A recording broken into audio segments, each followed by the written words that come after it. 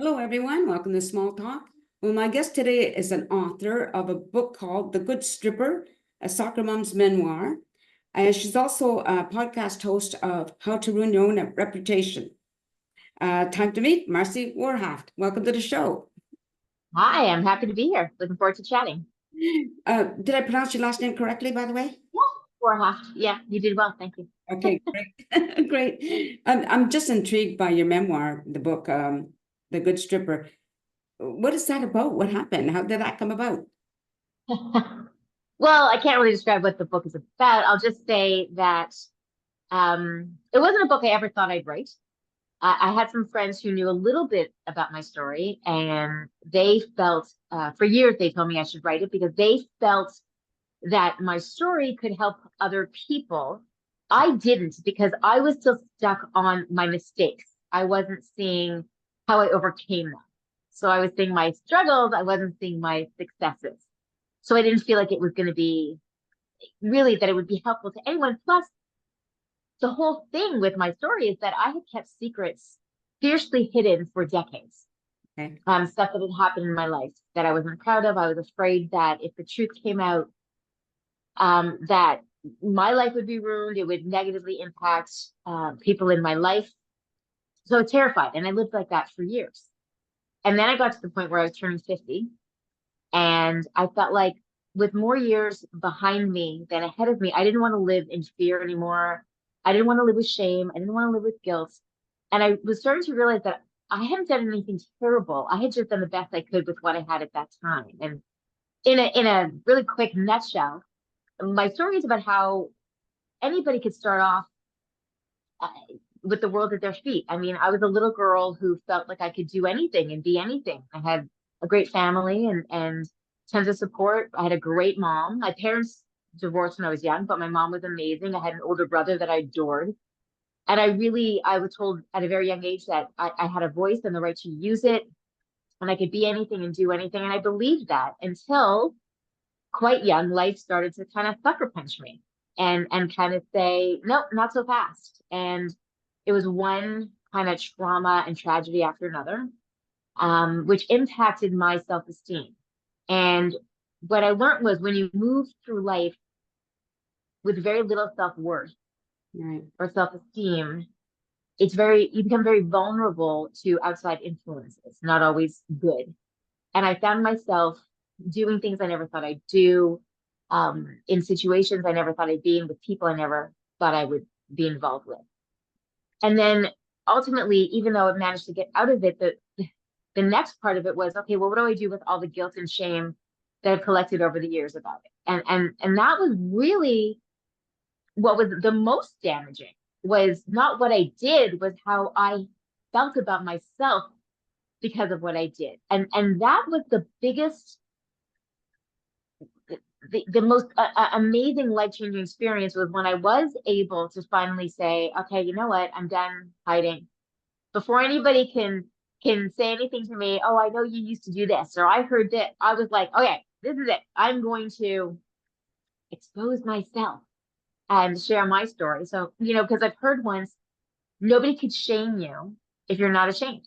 And I took that power away from anybody else. And I put everything in my book. And I will tell you that I dedicated my book to anyone who may be struggling to forgive themselves for the mistakes they made when they were just trying to survive. Right. Because that's what I realized I was doing. And we have a tendency, I think, as human beings, to judge ourselves then for who we are now, right? As who we are now. So I could easily look back and go, oh, that was terrible what I did. But it's not, now I think so. Now I get it. Now I have other resources, and I have strength, and I have wisdom and lessons that I've learned, and I could do that. But then I couldn't.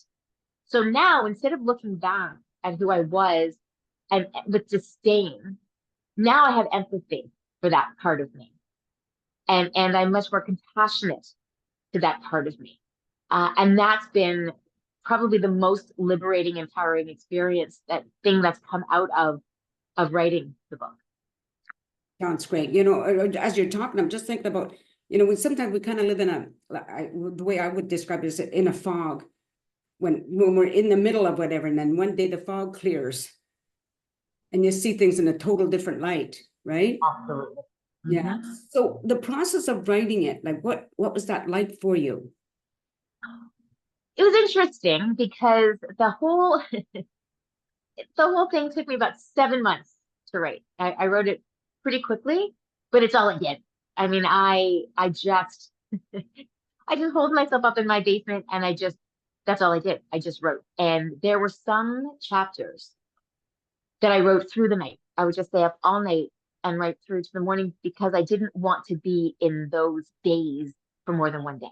I didn't want to be living that experience because what I found was the book goes until I left my marriage when I was 46. So my trauma started when I was, let's say, 10 or really 17. It's a lot of trauma, one after another. But I was reliving it in 7 months. And what I found was I had gotten to the point where there were parts of my story that people knew, lots that people didn't know.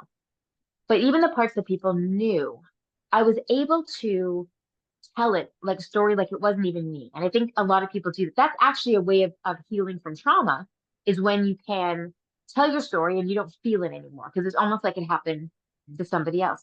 Right. But I couldn't do that if I'm writing a book. If I'm writing a book and I want you there with me and I want you to feel what I was feeling, I have to dig deep and I can't just come at it surface level. So what I had to do was I had almost developed an emotional scar tissue over the traumas. And in order to write the book the way I wanted to write it, I had to open up all those scars and I had to go back in and I had to feel everything again.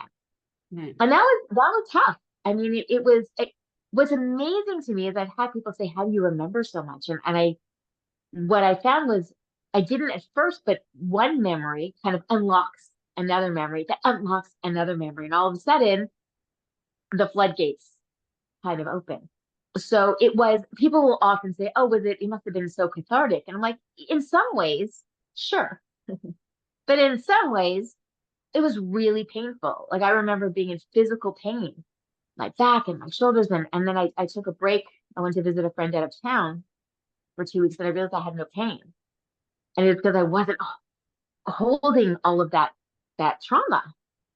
But I think the cathartic part of it was writing it out. I think I always say to people, even if you don't plan on sharing your story with anyone, write it out because Yeah. when we keep it inside, right, we're keeping it in our body, we're keeping it in our head, it's circling. But sometimes when you write it out, there were things that I held on to that I felt bad about. As I wrote it out, I kind of looked at it and went, oh, wait a minute. Now I understand why I thought that way, or now I understand why I reacted that way. It made so much more sense to me. And that's when the forgiveness came in. That's when I was able to forgive myself because I went, of course, like that makes sense. But until I had it out there, while it was still circling in my brain, it wasn't helpful. But once I had it out and I could see it almost objectively, that's the cathartic. And then I'll tell you this, writing it is one thing. When you find out it's going to be published, Yeah. the thought of people reading it is another thing. When people start reading it, and I write, listen, and anytime this just happens, someone says, oh, I bought your book. I'm always like, well, you're going to learn a lot about me because I decided if I was going to write it, I was going to write it. And it's raw and it's real and I don't hold back. And so knowing that people, especially when these are secrets I kept so hidden, and all of a sudden I'm like, here it is.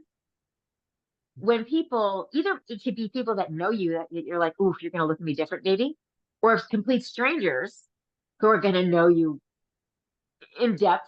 It's a very vulnerable feeling, but again, there's something very liberating. I don't think it would be this way for everybody, but there's something very liberating about almost like you've already walked through the streets naked and everyone's seen you. So now you can do really anything. So now if you walk in a bikini, not a big deal, right? Because everyone's already saw you naked. So that's kind of how I feel. Oh, yeah. So where can people buy the book? You can buy it through Indigo. You can get it a lot of some local bookstores on Amazon. It's also an audiobook on Audible. Oh, okay. So just reminding the audience, it's called The Good Stripper, a soccer mom's memoir by Marci Warhaft. Warhaft? So just the whole title is a soccer mom's memoir of lies, loss, and lap dances. Oh, okay. Oh, I was just reading what you have on your Facebook profile. So sorry about that. I'm Okay. I'm glad you corrected that. But people can just Google your name and they'll find it anyway. I would assume, Yes. right? Yeah. So now let's get to your podcast. So when did you start doing podcast? Well, it's on hiatus right now. I'm looking for a new producer. But that actually came out of the book because, so I call it How to Ruin Your Own Reputation, because when I found out my book was going to be published, I had to, or before then, I had to make the decision, am I ready to risk ruining my reputation because of the things that I shared? Hmm. And I realized I was ready for it, well, as much as you could prepare yourself for what's for the unknown, for anyone's reaction. And the reactions were fantastic. So I worried about nothing, as most of us do. We fear what's going to be. And oftentimes it's the fear that's holding us back, not the reality. Right. But it was the best thing I ever did. And so what I loved was the idea of giving people a platform, people who live lives that other people don't quite understand. Yeah. Um, that are kind of a lot of judgment attached to it sometimes, to give them this platform to share their story without judgment, and open up this dialogue. Because what I found was the details of our stories are often different, but there are a lot of themes that run through. So even in my book, I mean, the details will be different, but there's loss. A lot of us have dealt with loss. A lot of us have dealt with difficult relationships. A lot of us have dealt with self-esteem issues or body image issues. And there's so many things that are so relatable that if we listen, without judgment, there's so much that we could learn. And so I've had on a whole bunch of interesting guests, from a career sex worker to a dominatrix to a master and his slave. But also, I had on a New York City police detective, and I've had on a gentleman who can speak to people who have passed, and a former CISA spy, just people who do things that are just so different from our regular lives. Mm. I had a woman who went to prison for 10 years for theft, and just hear her experience. But so many times people would watch it and then they message me and say, you know what, I was really prepared to not like this person, but I really like them. Or I couldn't relate to this, but I could relate to that. Or a lot of times people would message me and go, okay, I want to tell you, just so you know. And they would tell me that they were living a life that was a little different than people would expect. So we're so much more similar than we are different. Yeah. We just don't realize it unless there's this expression, it's okay to open your mind, your brain won't fall out. And I think that's the thing. We need to be able to open up I've learned so much from it that I find it so interesting. If you listen especially if you listen to people who you think you have nothing in common with. So Mhm. interesting. I totally agree. Like when I do interviews, there's some things you talk about that I can relate to, obviously, right? As you say, there's always things that you can connect to. And I think often we're so quick to judge before we even know a person's story. Absolutely.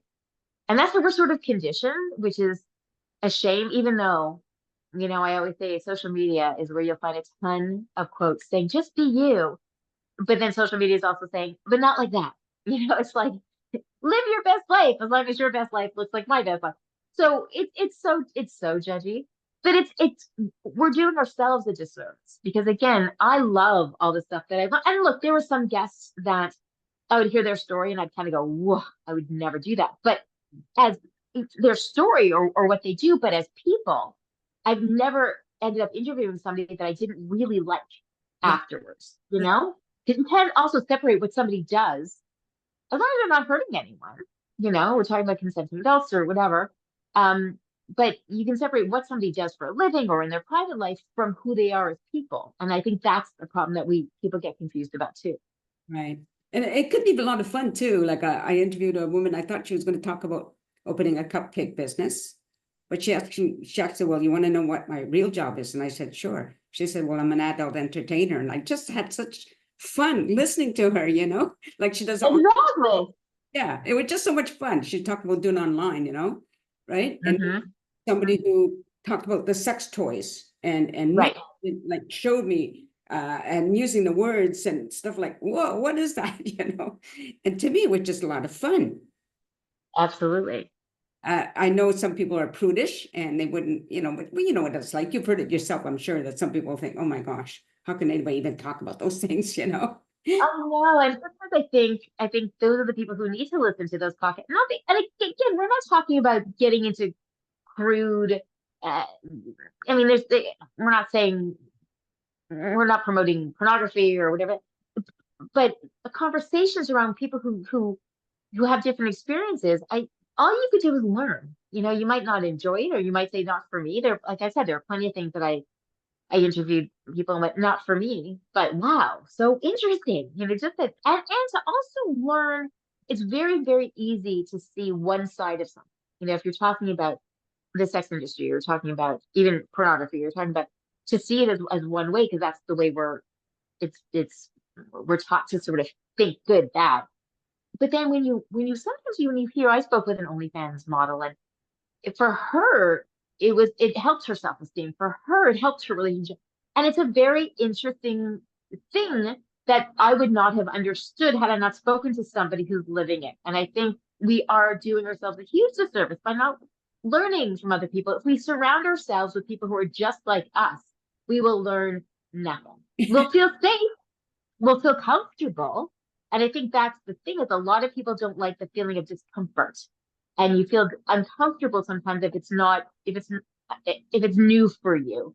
But that's how you grow, right? If you're in situations that are a little uncomfortable. I don't want to be comfortable all the time. Like then I'll go nowhere and I'll learn nothing. And I think that'll make me less interesting. I don't want to be less interesting. And it's not so bad living outside your comfort zone.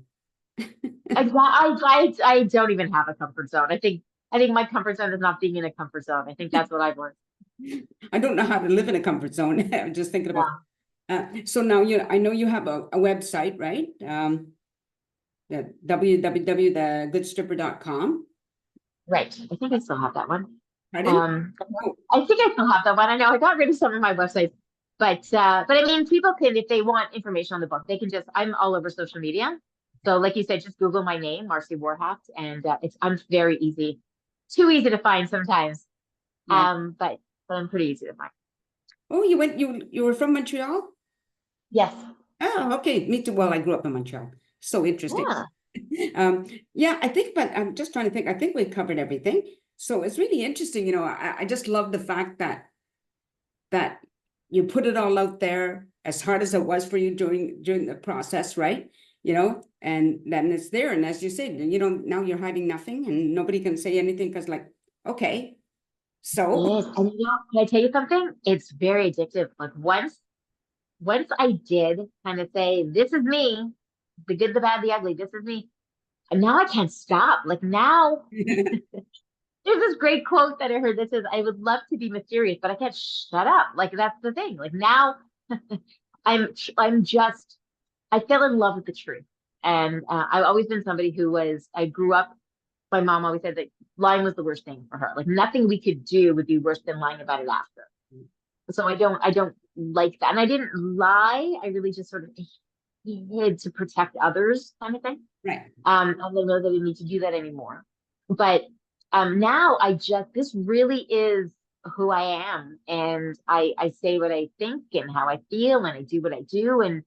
And I really don't care what people think. I mean, I think it's such a cliche, but I really don't. And I think people who know me know that. And, I've proven it several times.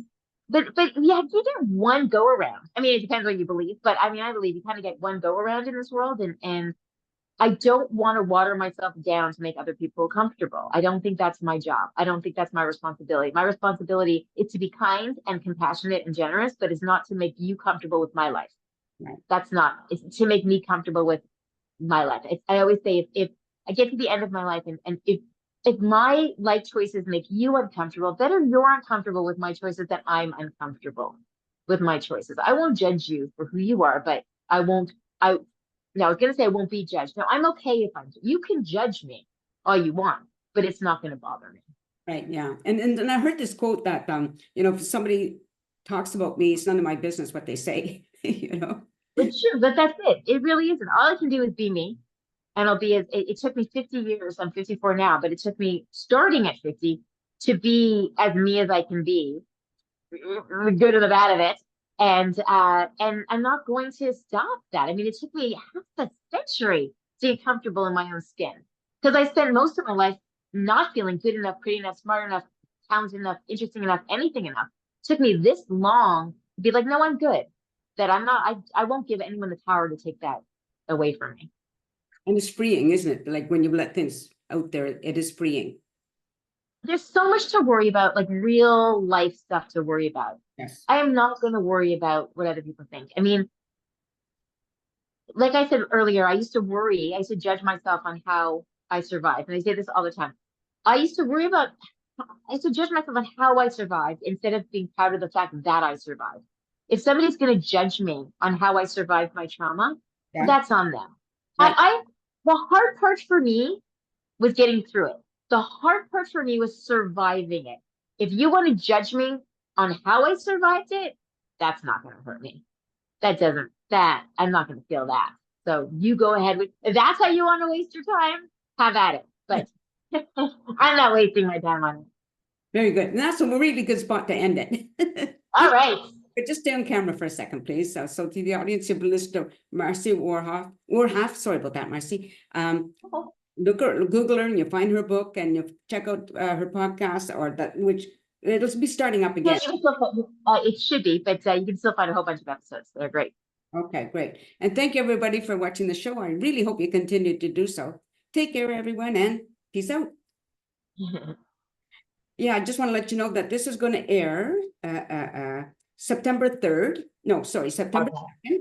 Okay. Okay. And Perfect. once it airs, I'll send you the link. And then Perfect. you can do whatever you want with it, all right? Okay. Perfect. Thank you. You're welcome. Thanks very much for doing this. I really appreciate it.